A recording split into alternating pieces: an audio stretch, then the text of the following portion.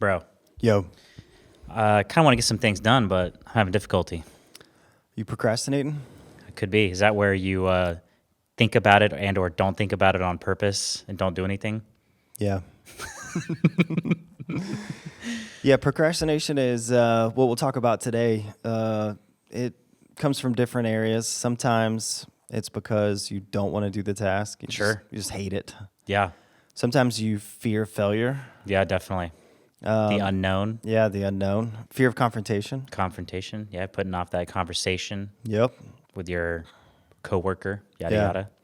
So procrastination usually isn't someone's just lazy. No. There's usually some underlying piece, even if Yeah. it's subconscious, that's preventing. You're avoiding it Yeah. typically for a reason. Yeah. So if we understand that, put Not- some practical things in play, I dig that, bro. we'll stop procrastinating.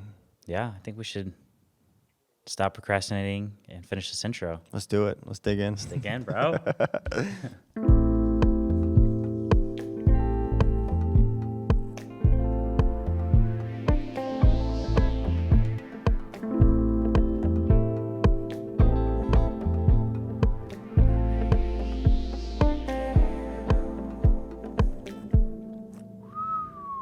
I'm Jonathan Noel. And I'm Brian Noel, This is the Focus Cast where we help you remove distractions, increase focus to live a life. with intentions. Wow. Very nice. I know it is nice. I heard this quote Yeah. from a podcast, so now I'm going to say it on our podcast. Sweet.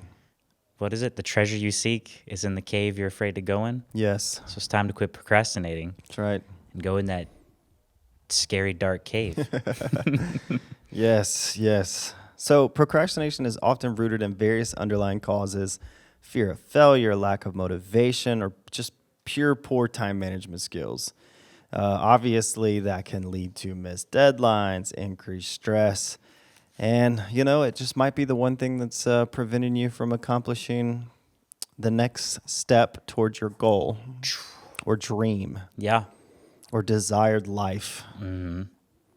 It's hard to have a life with the things you want without doing anything. Yes, it's hard to have the things you want if you don't do the things you need. Because I can't materialize things out of thin air. Yeah, so, It's not the Matrix where we can plug in the code, It's like, we need guns. yeah. Lots of guns, and the racks show up. Lots of guns. So procrastination is pretty interesting. It's psychological, it's physical, it's all these things, right? Yeah.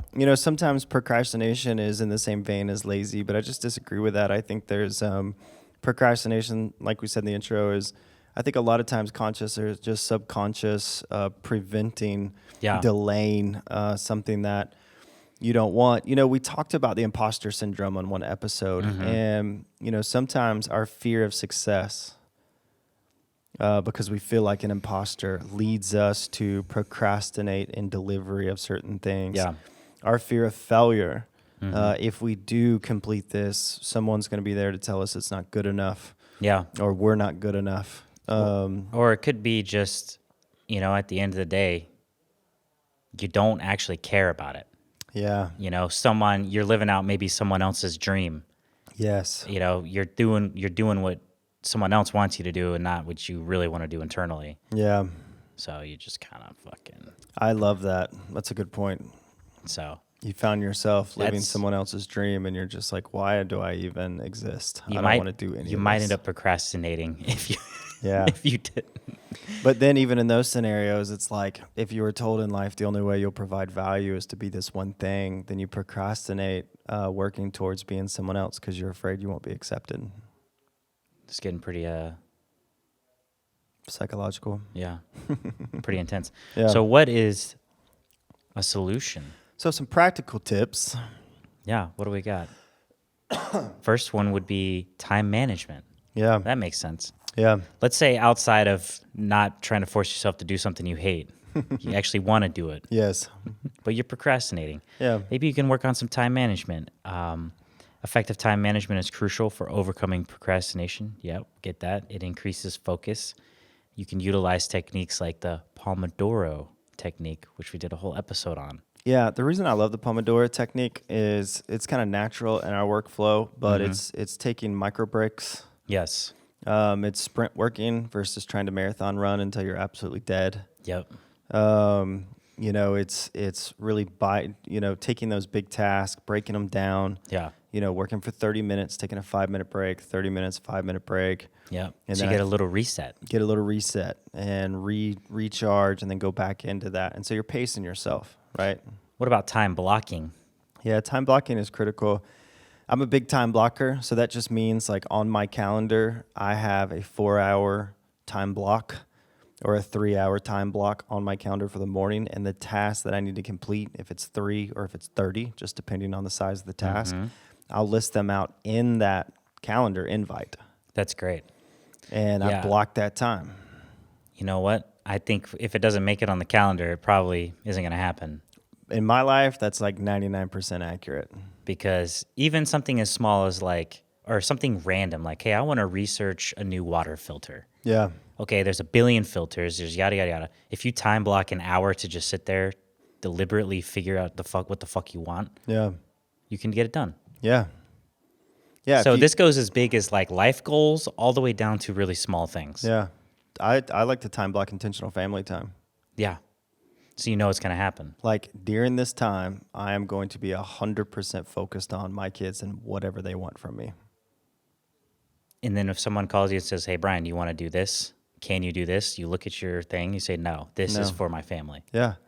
Because then I could just sit there on Instagram or watch some stupid show or get lost and like organize the closet. And you know who didn't get my prioritized time? Family. Family. I dig it. So what else we got here? we got setting SMART goals. So what is a SMART goal? It is specific, measurable, achievable, relevant, and time bound. Now here's why these are great. I love SMART goals. This is pretty big in a corporate context. If you work for a company, you're probably very familiar with SMART goals. So obviously specific, if you have a lofty goal, it's kind of like abstract. It's pretty hard to accomplish something if it's not specific. For sure. Measurable. I love the statement, measure what matters. Yeah. In an organization, people will say, I'm a consultant, and I'll just be like, what's important? And this is important, this is important, this is really important. Okay, cool. How do you measure that? And where's the data? We don't measure it. Well, how do you know it's important? hey, how do you know you're making progress? Is it a gut feeling? We have to measure Something. things that are important because just measuring it will increase efficiency, period. And even though it takes time to document and measure, it will increase efficiency. And then achievable, right? If you set a goal like, I'm going to become a billionaire, like if you're a 999 millionaire, 100 millionaire, that might be achievable. But if you're you can just wait for your assets to grow. 280,000-aire, negative. that might be a little lofty, right? Yeah. So you want it to be achievable, something that can be achieved within a specific amount of time. Right. And then a big part of the achievableness is the psychology behind setting SMART goals, because when you accomplish a goal, your brain, you get that release of dopamine. Yeah, and you feel great. And it motivates you and gives you the mental energy and focus to continue accomplishing parts of that goal. Yeah. I think what feels better, saying I want to be a billionaire, never having any small goals to accomplish, and you never get there, or having a bunch of tiny ones, but you don't become a billionaire, but you accomplish a shitload of small ones on the way. Yeah. Yeah. One, you feel like a fucking failure. Yeah. And never get there. And one, you feel amazing, even if you get there or not. Who cares? Who cares? Yeah. I like that. I like that too. And last one is time bound. So, obviously having a specific time, it goes back to time blocking, right? If you set a time, most likely, I'm sure there's been a study on this. I didn't pull it up and I just thought of it, but I would assume that even if you don't hit the deadline date, goals with time-bound dates get accomplished faster, even if they don't get done on time, than those with no time-bound dates. Gotta be. Yeah. Even with us, when you tell me, all right, we need a song by the end of tomorrow, Yeah. for one of our YouTube or one of our channels or something we're making. I can just make it. If I have the time frame, I just make it work. Yep. And if not, it's very close. At least it's like the meat and potatoes is there. I just gotta make the sauce. Right. But yeah. Or I could just say, I'm going to make a song, and then like 2 weeks later, hey, how's that song coming along? Well, I like these keyboard sounds. So having some kind of time frame, Yeah. it just changes the way you approach everything. Yeah.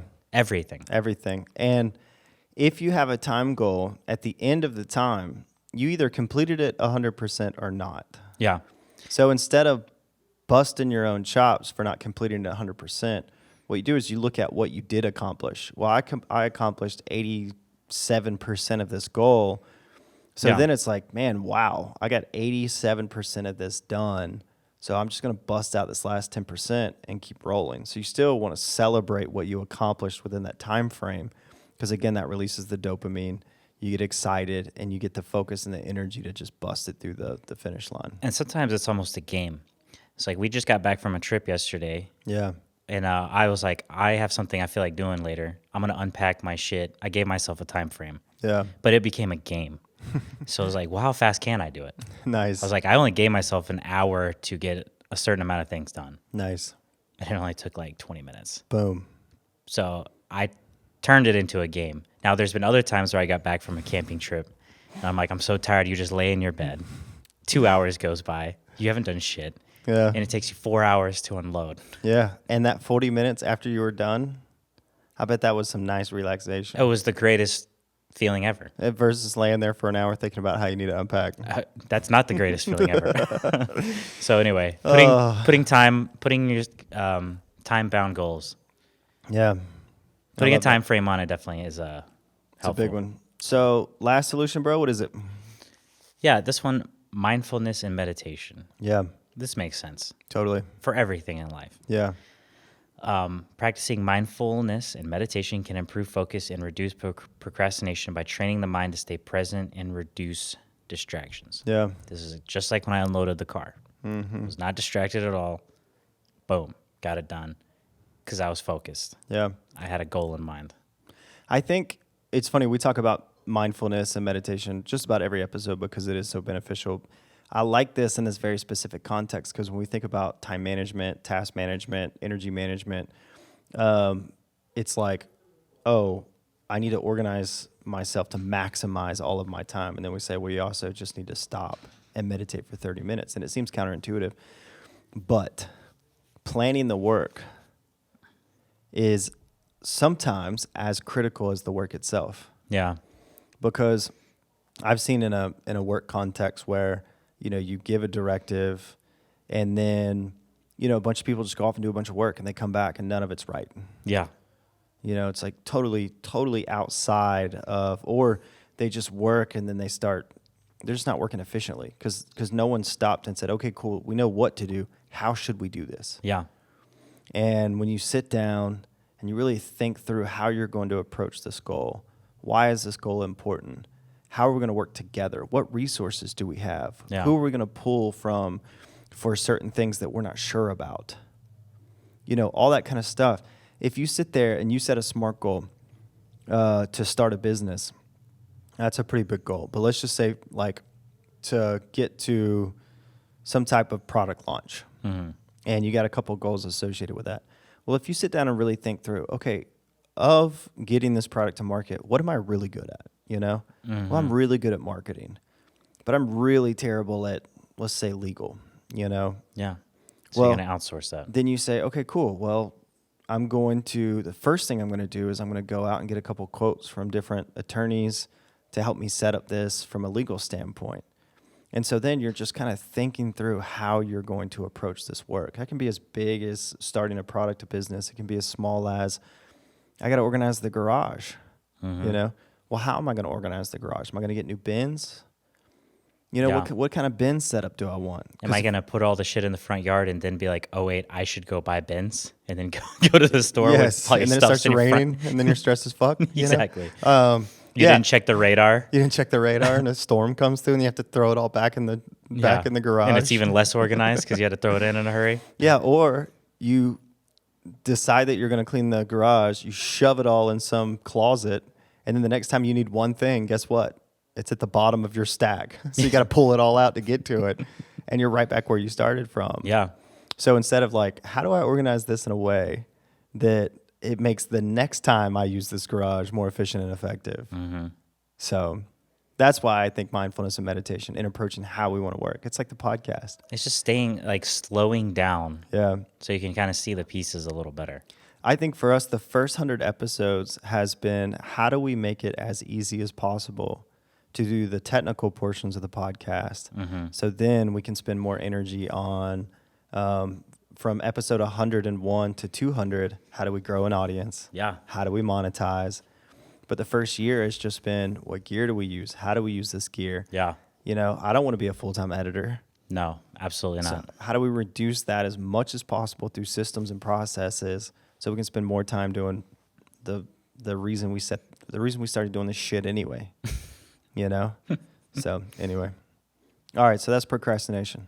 Sweet. Well, so you've worked on not procrastinating Yeah. and you want to get things done more efficiently. Yep. So you might want to increase your focus. Yeah. It's kind of in our, That's the positive benefit yeah. of reducing procrastination is increasing focus. So lack of focus can result from various factors, a lot of distraction, stress, information overload, but improved focus can lead to better productivity, enhanced creativity, and reduce errors. So if we reduce procrastination and we figure out how to increase focus, we're going to be a lean, mean, mother trucking machine. that's right, goal that. crushing machine. Didn't cuss on that one. We're growing up, bro. So solution one, bro, how do we increase focus? Digital detox. Yeah. We've And- talked about that one quite a and bit. Time blocking. We kind of already talked about it, but Yeah. digital detox obviously is reducing digital distractions by implementing Yeah. a detox and employing time blocking techniques to help individuals regain focus. Yeah. On time blocking, I think we talked about that on the episode that we redid. So I don't think we've talked about time blocking yet. Yeah, so quick story relevant to this. Last night, I'm sitting there focusing on something I'm trying to learn, Yeah. and I just wanted to take a 5-minute break. What did I do, bro? Hopped on Instagram. Boom, 40 minutes goes by. And I'm like, fuck. This is me not doing the Pomodoro technique where you have a true 5-minute break. Yeah. This is me improperly using technology. Yep. I was using technology to learn, Yep. and I was doing great. I was laser focused.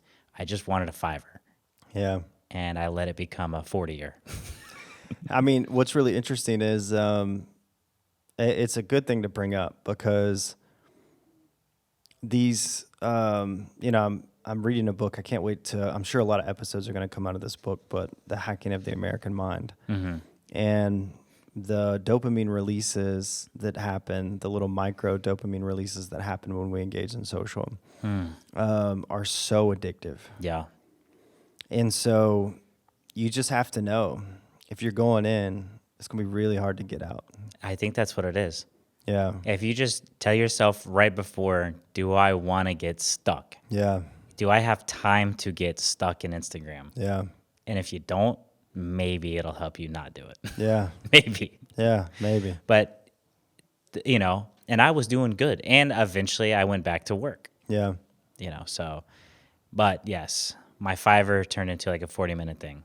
Well, it goes back to the efficiency of time blocking, right? To increase focus, giving yourself a specific amount of time to accomplish a specific set of things. Yeah. And then if it's a long time block and you have a 5-minute break, it's being intentional about a true 5-minute break. Yeah. A walk, a stretch, That's exactly what I should have done. take the dog out or whatever if you have a pet. Yeah. Can't believe I just used a pet example. Walk your fish. Yeah, walk your fish, feed your fish. Whatever. Yeah. Just be intentional about that. Even Start your breaks. load of laundry. I mean, that's better than Instagram. You're getting stuff done while you're taking a break. That's a really good point. If you work from home or if you're accomplishing something at home and involves a screen and your 5-minute break is, laundry, putting up some dishes, then you're feeling so accomplished by the end of that. Shit, reward yourself with 4 hours of fear porn. So then you are worried about the government coming to Yeah. pick you up in the middle of the night just because of a bunch of Instagram posts about the end of the world. All So, right. solution number 2, bro. Adequate. Adequate. Adequate. Yeah. Adequate sleep and nutrition. Yeah. No. I got it. I just said it wrong. Hit it again. Set it up again. So, solution number 2 to increase in focus. Adequate sleep and nutrition. Yeah. So getting enough sleep, revolutionary thought here, and maintaining balanced diet can significantly impact cognitive function and attention span. So here's the comment I have for this bullet point, Yeah. because it's pretty like obvious, right? Yeah. But a lot of people just want to slap a Band-Aid on. Yeah. They want to drink more caffeine. Yeah. They want to take some fucking super pill they found from an Instagram story. Some guy's like, take this ashwagandha mega blend and you can focus like never before. Yeah. And they still think they can get 3 hours of sleep, Yeah. party all night, and be fucking superhuman. Yeah. You can't ignore the basics. Yeah. Let's be real. Yeah. It doesn't matter what compounds you take or how much caffeine you drink. You still got to get some sleep, Yeah. right? Sleep is fundamental. It's fundamental. It's foundational. Yeah. You can't put a Band-Aid on not sleeping. Yeah. I think we've talked about sleep a lot, as much as we've talked about meditation. And it's funny, both of them relate to resting the mind. But even this, so we just got back from a 3-day trip, for context, yesterday. And on this 3-day trip, we did a 20-plus mountain biking ride through some pretty gnarly, physically very demanding trails. Mm-hmm. This is the first 2-night trip I've ever been on in my life where I slept about 8 hours both nights. Because you were worn out. I was worn out, but it was because we were intentional. And we were intentional. We got back. We didn't drink a lot of alcohol. Yeah. We drank some chamomile and peppermint tea. Yep. We took magnesium. Yep. We sat around the fire, and literally, I intentionally talked about my best naps in my life. And my mind was at ease. I had my sleeping situation set up, my cot. It was comfortable. I had my noise machine on in my tent. Yep. So I didn't hear the murderers coming to kill me. Yeah. But you didn't get to hear the coyotes. Yeah, it's okay. That would have woke me up.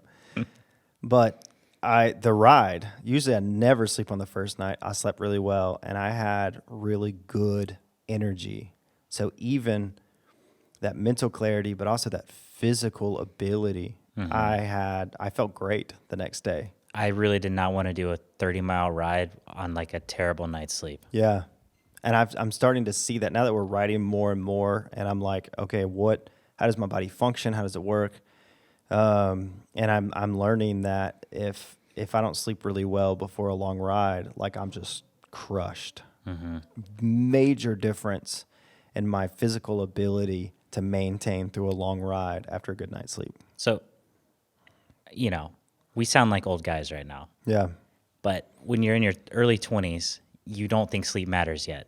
Yeah. Because I remember I was partying. Yeah. Stay up, drink, smoke bongs, yada, yada. Still go up to work, get up to go to work at 6 a.m. Yep. And you're not great, but you made it work. Yeah. You made it through. Yeah.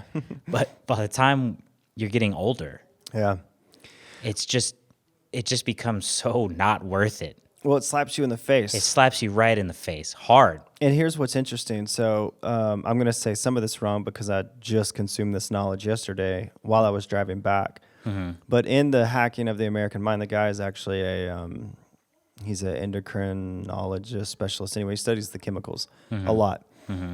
And I mean, he's talking about how certain neurons in certain portions of the brain, they don't regrow, right? Once they're dead, they're dead. Mm-hmm. Now, the brain is malleable. Right? You can squash that myth. Yeah, you can create new neural pathways. Yeah. But as far as, to the best of our knowledge, what he was saying is the amount of neurons that you have in certain portions of your brain never grow. What you have when you're born is what you have. And he said the reason we get smarter and the reason it's different is because the gray matter in our brains develop more. So that's the evolution of the brain. But as far as certain neurons, so lack of sleep is one of the main contributors of the deterioration or the depletion of those neurons. Oh, for sure. So even through your 20s, when you're partying and you're staying up late every single night and you get up and you go to work and then, whatever, you're partying, going to school, all that stuff, though you may feel fine, what you're doing, that's why by the time you turn 35 or 40, it slaps you in the face. Yeah. You get burnt out. You get burnt out. And that's because... I got burnt out sooner than that. Yeah. So then I had like brain fog for 10 years. Yeah. So sleep is good, and obviously nutrition, all of this stuff we know. Right. It's obvious, and we're going to keep talking about it, and it probably, people might get tired of it or might just seem kind of dumb. Yeah. But a lot of people don't take it serious. Well, Plain and simple, they just don't take it serious. Yeah. And honestly, for me personally, I've never been more conscious about things I consume and my sleep patterns and all that kind of stuff than this past year of us talking about it every single week. Yeah. So you know what? I'll just keep freaking talking about it. Yeah. Because I sleep like a baby. Yeah. Magnesium. I sleep better now than I have in a long time. Magnesium 3 and 8 has been a big tool for me. All right. Last but not least. Cognitive enhancements and nootropics. Oh, yeah. Oh, snap, bro. Of course, it says in the research, consider exploring the safe use. Right. Not crystal methamphetamine. Yeah. But again, this is, things like chaga, lion's mane, some of these components, mushroom coffee. Yeah. A lot of these blends, and there's so much of this out now. I mean, Caffeine. Caffeine. I mean, a lot of it is just looking at, trying different things, being aware, being, once you're looking at opportunity, once you got the basics down, you're going for walks, you're doing some movement, you're getting the best night of sleep you can within your current situation and environment. Yeah. If you got a newborn, it is what it is. But. Yeah. So, it's funny. When you start taking compounds like whatever, lion's mane, L-theanine or tyrosine or whatever you're taking, ashwagandha, yada, yada, yada. Yeah. Insert whatever you want.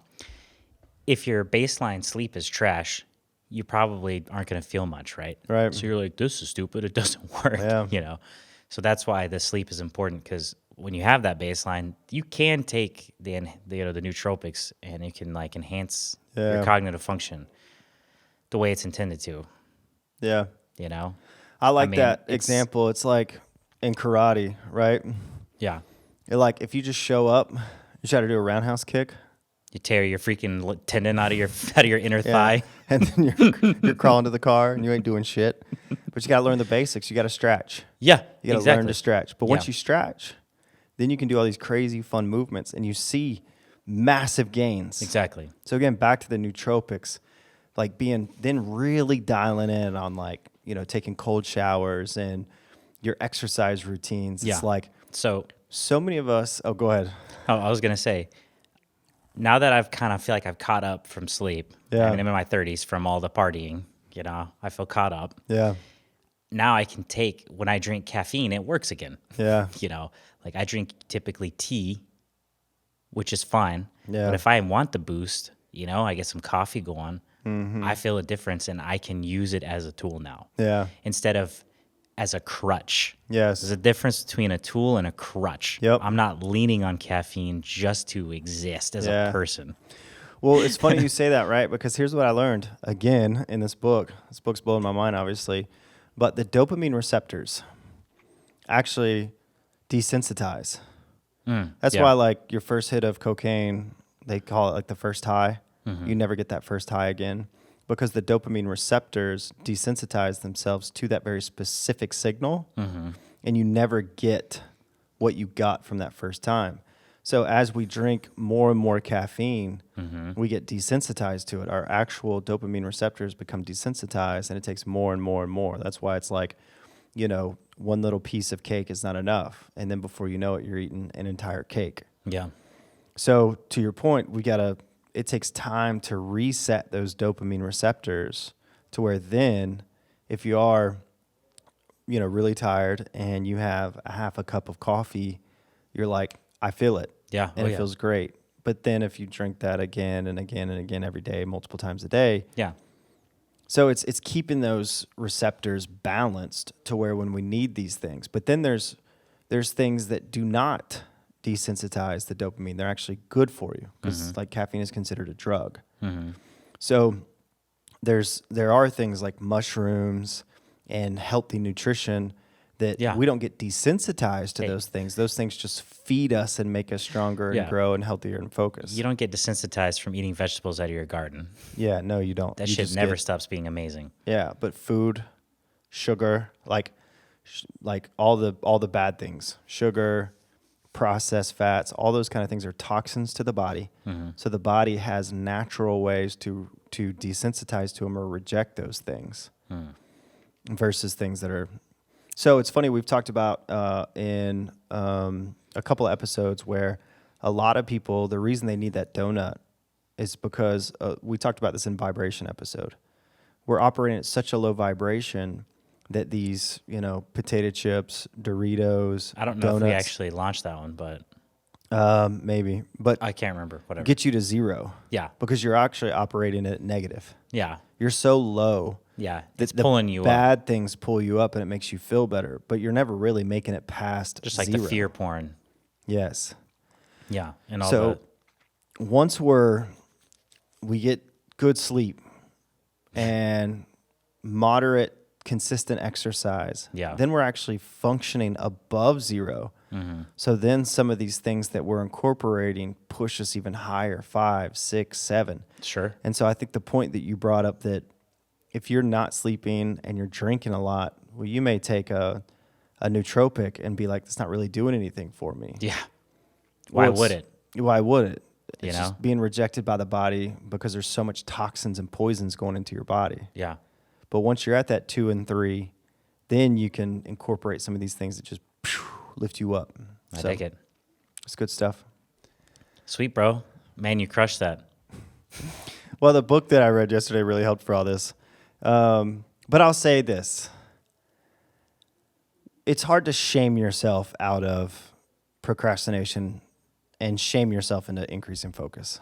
Yeah. Don't beat yourself up. Yeah. Making yourself feel like dog shit doesn't really help you really with much, does it? No.